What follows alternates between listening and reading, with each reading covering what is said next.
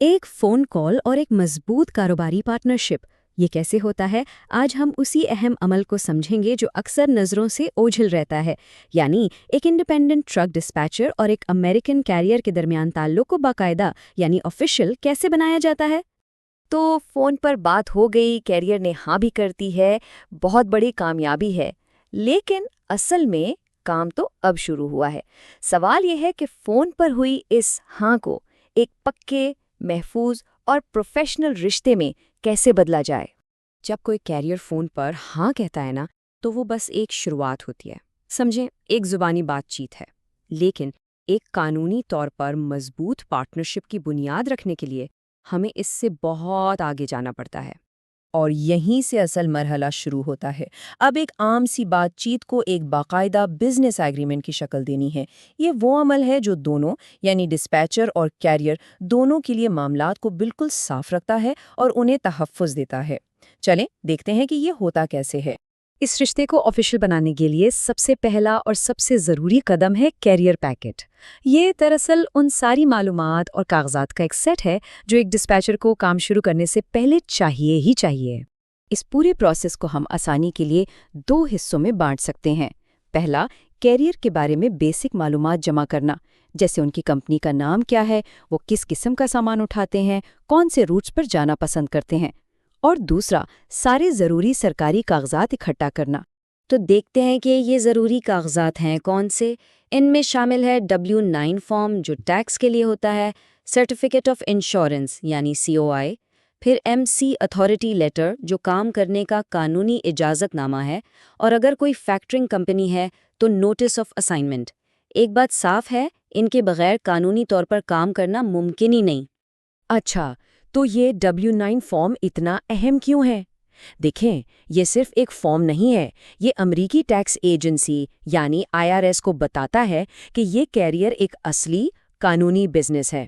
اس کے بغیر brokers payment ہی نہیں دیتے، اور اگر پیمنٹ رک گئی تو پورا کام ہی ٹھپ ہو جاتا ہے۔ ٹھیک ہے، تو سارے ڈاکیومنٹس جمع ہو گئے۔ اب ہم آتے ہیں اس رشتے کی سب سے اہم چیز کی طرف، ڈسپیچر کیریئر اگریمنٹ۔ یہ وہ دستاویز ہے جو اس پارٹنرشپ کے سارے اصول، ساری توقعات طے کرتی ہے۔ لیکن ایک دلچسپ بات یہ ہے کہ حقیقت میں کچھ ڈرائیورز، خاص طور پر جو اکیلے کام کرتے ہیں نا، وہ ان رسمی معاہدوں سے تھوڑا کتراتے ہیں۔ ان کا خیال ہوتا ہے بس کام چلاؤ۔ لیکن جیسا کہ ہم آگے دیکھیں گے، یہ معاہدہ دراصل سب کے فائدے میں ہے۔ یہ سمجھنا بہت ضروری ہے کہ یہ معاہدہ کسی کو کنٹرول کرنے کے لیے نہیں ہوتا۔ اس کا اصل مقصد ڈسپیچر اور کیریئر دونوں کو تحفظ دینا ہے۔ یہ ہر چیز کو بالکل واضح کر دیتا ہے تاکہ بعد میں کوئی غلط فہمی پیدا ہی نہ ہو۔ بالکل سادہ الفاظ میں کہیں تو یہ معاہدہ ایک رول بک ہے۔ اس میں صاف صاف لکھا ہوتا ہے کہ ڈسپیچر کیا کرے گا، کیریئر کی کیا ذمہ داریاں ہیں، پیسے کیسے اور کب ملیں گے، اور خدا نخواستہ کوئی مسئلہ ہو جائے تو ذمہ دار کون ہوگا۔ چلیں اب ذرا اس معاہدے کے اندر جھانک کر دیکھتے ہیں اور اس کی کچھ سب سے اہم شقوں یعنی کلازز کو سمجھتے ہیں۔ یہ وہ حصے ہیں جو روزمرہ کے کام کو ڈیفائن کرتے ہیں اور دونوں پارٹیوں کو کسی بھی ممکنہ نقصان سے بچاتے ہیں۔ یہاں ذمہ داریاں بالکل صاف صاف تقسیم کی گئی ہیں۔ ڈسپیچر کا کام ہے بہترین لوڈز ڈھونڈنا اور پیپر ورک سنبھالنا۔ دوسری طرف کیریئر کا پورا اختیار ہے کہ وہ کسی لوڈ کو قبول کرے یا منع کر دے، اور ٹرک، ڈرائیور اور سامان کی حفاظت کی ساری ذمہ داری بھی اسی کی ہے۔ یہ شاید اس معاہدے کی سب سے اہم حفاظتی شقوں میں سے ایک ہے۔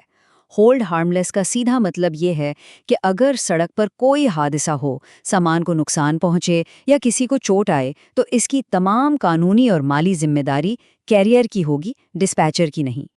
یہ معاہدے کتنے سنجیدہ ہو سکتے ہیں؟ یہ رقم اس کی ایک مثال ہے۔ اس ایگریمنٹ کے مطابق اگر کیریئر کے کسی کام سے ڈسپیچر کی ساکھ خراب ہوتی ہے تو اس پر $10,000 تک کا جرمانہ ہو سکتا ہے۔ اس سے اندازہ ہوتا ہے کہ ان معاہدوں میں مالی خطرات کو کتنی سنجیدگی سے لیا جاتا ہے۔ رسک کو مزید کم کرنے کے لیے معاہدے میں انشورنس کی کم سے کم حدیں بھی لکھی ہوتی ہیں۔ عام طور پر کیریئر کے پاس کم از کم $1 ملین کی آٹو لائبلٹی اور $1,00,000 کی کارگو انشورنس ہونا لازمی ہے۔ یہ انڈسٹری کا سٹینڈرڈ ہے۔ تو ہم نے ساری تفصیلات تو دیکھ لیں۔ اب ایک قدم پیچھے ہٹتے ہیں اور یہ سمجھتے ہیں کہ یہ سارا عمل صرف کاغذ کے ٹکڑوں سے بڑھ کر کیوں اتنا اہم ہے۔ اس کی اصل اہمیت اس انڈسٹری کے کام کرنے کے طریقے میں چھپی ہے۔ سوچیں، ایک ڈسپیچر شاید پاکستان میں بیٹھا ہے اور کیریئر امریکہ میں ہزاروں میل دور ہے۔ جب لوگ ایک دوسرے سے مل بھی نہ سکیں تو یہ رسمی کارروائی صرف بیوروکریسی نہیں رہتی، یہ اعتماد بنانے کا ایک پل بن جاتی ہے۔ یہ ایک دوسرے کو بتانے کا طریقہ ہے کہ ہم دونوں پروفیشنلز ہیں۔ یہ ایک بہت گہری اور سنجیدہ بات ہے۔ جب کوئی ایک ڈسپیچر غیر پیشہ ورانہ کام کرتا ہے تو نقصان صرف اس ایک شخص کا نہیں ہوتا، اس کے پورے ملک کے تمام ڈسپیچرز کی ساکھ خراب ہوتی ہے۔ لوگ یہ نہیں کہتے کہ فلاں نے برا کام کیا، وہ کہتے ہیں اس ملک کے لوگوں کے ساتھ کام ہی نہ کرو۔ تو آخر میں ہم کس نتیجے پر پہنچتے ہیں؟ یہی کہ پروفیشنلزم یعنی پیشہ ورانہ مہارت ہی کامیابی کی کنجی ہے۔ ایک صحیح معاہدہ اور پورا آن بورڈنگ پروسیس صرف ایک اچھا طریقہ کار نہیں، بلکہ یہ ایک کامیاب اور عزت دار ڈسپیچنگ کیریئر کی بنیاد ہے۔ اور آخر میں ایک سوال، آج کی اس دنیا میں جہاں ہر کام ریموٹلی یعنی دور بیٹھ کر ہو رہا ہے، کیا یہ پرانے زمانے کے رسمی معاہدے اعتماد بنانے کے لیے پہلے سے بھی زیادہ ضروری نہیں ہو گئے ہیں؟ شاید اس ڈیجیٹل دور کا سب سے بڑا تضاد یہی ہے